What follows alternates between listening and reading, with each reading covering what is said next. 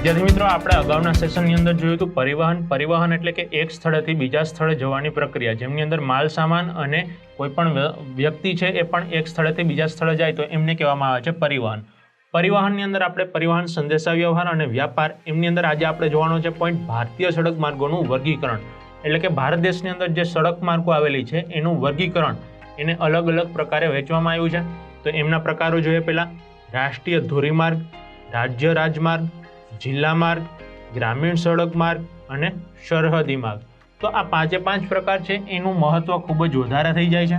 એટલે કે રાષ્ટ્રીય ધોરીમાર્ગ, નેશનલ હાઈવે, જેને કહેવામાં આવે છે નેશનલ હાઈવે, તે રાષ્ટ્રીય ધોરીમાર્ગ આપણને આર્થિક દ્રષ્ટિએ જ નહીં પરંતુ સુરક્ષાની દ્રષ્ટિએ પણ અતિ મહત્વનું છે. આર્થિક રીતે તો આપણને વ્યાપાર કરવાની અંદર આ રાષ્ટ્રીય ધોરીમાર્ગ ખૂબ ઉપયોગી આવે છે, પણ આપણા દેશની આખા જે સીમાઓ છે, સરહદ છે, એમને પણ આપણે શું કરી શકીએ છીએ, સુરક્ષા આપવા માટે ત્યાં જે આર્મી, નેવી, એરફોર્સ, આ બધા સૈનિકોને આપણે માલસામાન પહોંચાડવા માટે, હથિયારો પહોંચાડવા માટે પણ આ જ રસ્તાઓનો ઉપયોગ કરીએ છીએ. તો એ પણ એ દ્રષ્ટિએ પણ આર્થિક અને સુરક્ષાની બંને દ્રષ્ટિએ આપણા માટે રાષ્ટ્રીય ધોરીમાર્ગ છે એ ખૂબ જ મહત્વના સાબિત થાય છે. અહીંયા આપણે કહી શકીએ કે આ જે માર્ગો છે એમની નિર્માણની જવાબદારી કેન્દ્ર સરકારની આવે છે. એટલે કે ભારતની કેન્દ્ર સરકાર છે એ રાષ્ટ્રીય ધોરીમાર્ગનું નિર્માણ કરાવે છે.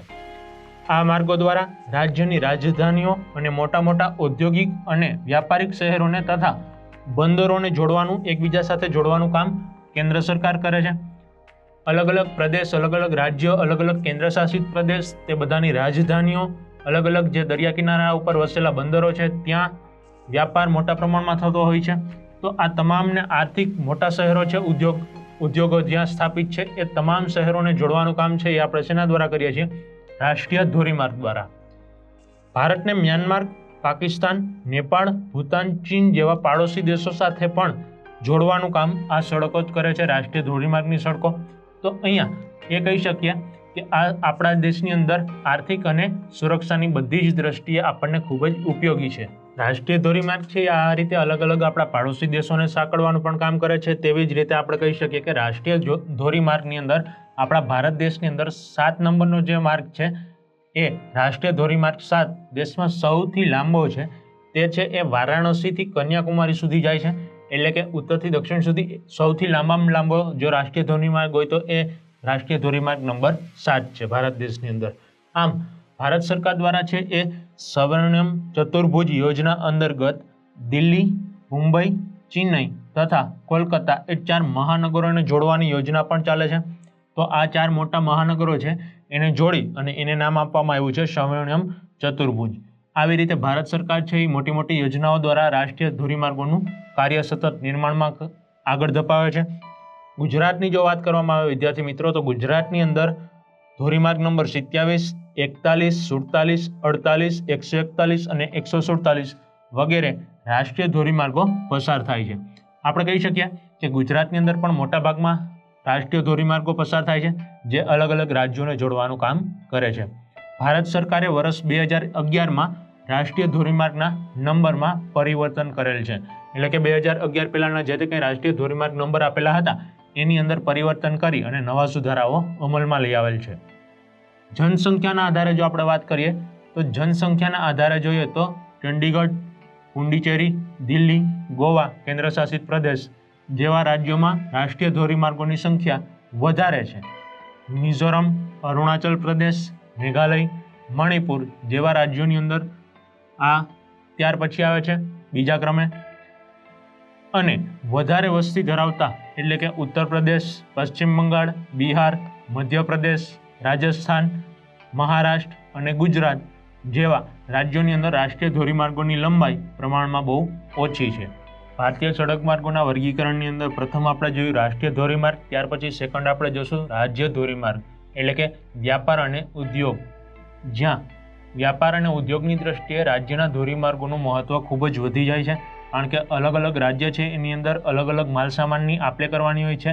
આયાત નિકાસ કરીએ છીએ વિદેશમાંથી, પણ એ પણ માલસામાન છે એ આ અલગ અલગ રાજ્યોની અંદર પહોંચાડવાનું કાર્ય કરવાનું હોય છે. તો એ સમયસર પહોંચાડવા માટે રાજ્યની અંદર જેટલી સડક માર્ગો સારી હશે, પરિસ્થિતિ સારી હશે, એટલું આર્થિક રીતે અને સુરક્ષાની દ્રષ્ટિએ આપણને ખૂબ જ ઉપયોગી થશે. આ સડકો રાજ્ય માર્ગોના તથા જિલ્લા કેન્દ્રો સાથે જોડાયેલું છે. એટલે કે રાજ્યના અલગ અલગ જિલ્લાઓ હોય છે એની અંદર એકબીજાથી જોડાયેલા હોય છે રાજ્ય સડક માર્ગ. આ સડકોના નિર્માણનું તથા તેની પરિસ્થિતિ સારી પરિસ્થિતિમાં રાખવાની જવાબદારી જે તે રાજ્ય સરકારની હોય છે. આપણે અગાઉ વાત કરી હતી કે રાષ્ટ્રીય ધોરીમાર્ગ છે એનું નિર્માણ કરવાનું કાર્ય અને એને મેન્ટેન કરવાનું કાર્ય છે એ કેન્દ્ર સરકારની જવાબદારી આવે છે. એમ રાજ્ય ધોરીમાર્ગ છે એને નિર્માણ કરવાનું કાર્ય એટલે કે એને બનાવવાનું કાર્ય અને એને સારી પરિસ્થિતિમાં મેન્ટેન કરવાનું કાર્ય છે કામ છે એ કોની જવાબદારી છે? રાજ્ય સરકારની.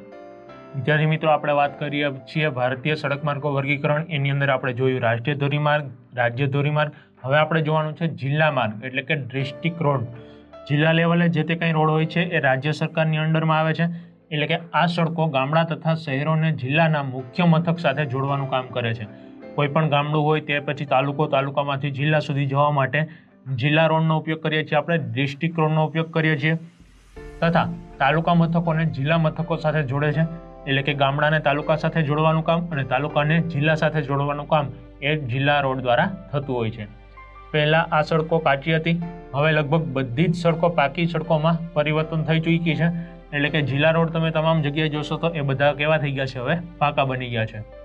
તેની જાળવણી જિલ્લાના પંચાયત કરે છે. જિલ્લા પંચાયત છે એને ફંડ આપવામાં આવે છે રાજ્ય સરકાર દ્વારા અને જિલ્લા રોડની તમામની મેન્ટેન કરવાની જવાબદારી છે અને નિર્માણ કરવાનું કામ છે એ જિલ્લા પંચાયત દ્વારા કરવામાં આવતું હોય છે. ત્યાર પછી આપણે વાત કરીએ તો ગ્રામીણ માર્ગ એટલે કે વિલેજ રોડ. આ સડકોનું નિર્માણ અને જાળવણી કરવાનું કાર્ય છે એ ગ્રામ પંચાયત જે તે ગામની ગ્રામ પંચાયત કરે છે તેના દ્વારા કરવામાં આવે છે. કોઈ પણ ગામડાની અંદર તેમની જાળવણી મુખ્ય ગ્રામ પંચાયત દ્વારા થતી હોય છે. ગામડા પાસેથી પસાર થતા રસ્તાઓને જોડતી સડકો કાચી હોવાથી ચોમાસામાં બહુ ઉપયોગી બનતી નથી. હાલના સમયની અંદર જો વાત કરવામાં આવે તો પ્રધાનમંત્રી ગ્રામ સડક યોજના હેઠળ ગ્રામીણ પરિવહન સુધારવા માટેના પ્રયાસો હાથ ધરવામાં આવ્યા છે. એટલે કે એક નવી યોજના બહાર પાડવામાં આવી છે જેના દ્વારા ગામડાના રસ્તાઓ છે એને પાકું બનાવવાનું કાર્ય ચાલી રહ્યું છે અત્યારે.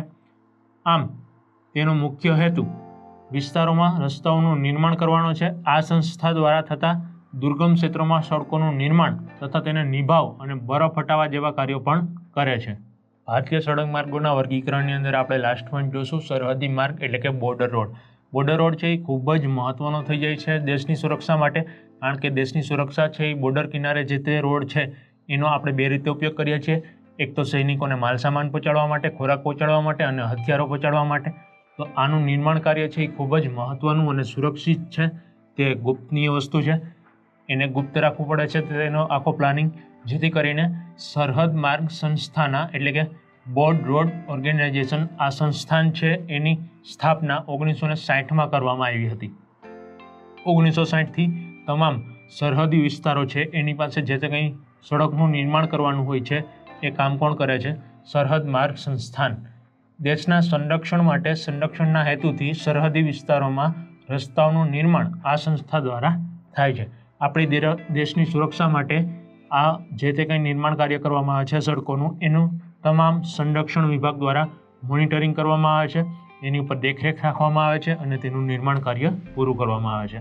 ઘણી વખત દુર્ગમ ક્ષેત્રોમાં સડકોનું નિર્માણ, તેના નિભાવ, બરફ હટાવવા જેવા કાર્યો પણ તે કરે છે. એટલે કે આ સંસ્થા દ્વારા અમુક ખૂબ જ દુર્ગમ વિસ્તાર હોય અથવા તો જ્યાં સડકનું નિર્માણ અશક્ય હોય તેવી જગ્યાએ તેનો નિભાવ ખર્ચ અને તેને બરફ હટાવવાનું કાર્ય પણ આ જ સંસ્થા દ્વારા કરવામાં આવે છે.